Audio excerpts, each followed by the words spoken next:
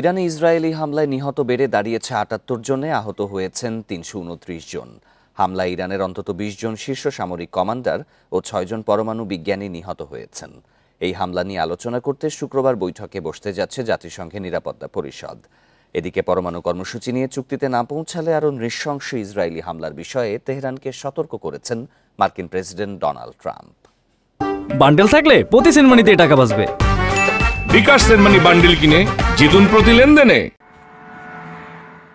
শুক্রবার ইরানের পারমাণবিক ও সামরিক স্থাপনা এবং রাজধানী তেহরান ও কয়েকটি শহরের আবাসিক এলাকায় দফায় দফায় হামলা চালায় ইসরায়েল।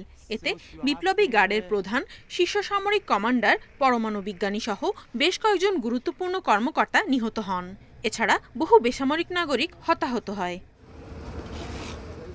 জবাবে ইসরায়েলকে লক্ষ্য করে ইরান শতাধিক ড্রোন হামলা চালায় বলে দাবি করে তেল আবিব, যদিও তা অস্বীকার করেছে তেহরান।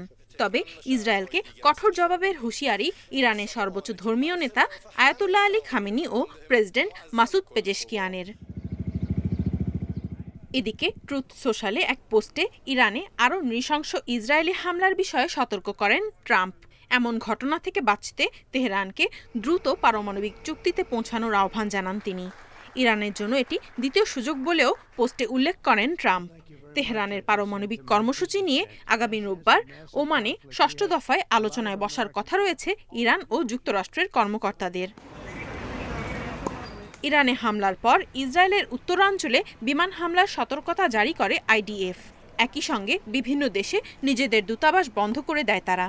এছাড়া নাগরিকদের উন্মুক্ত স্থানে ইহুদি কিংবা ইসরায়েলি প্রতীক প্রদর্শন না করতেও সতর্ক করেছে তেল আবিব।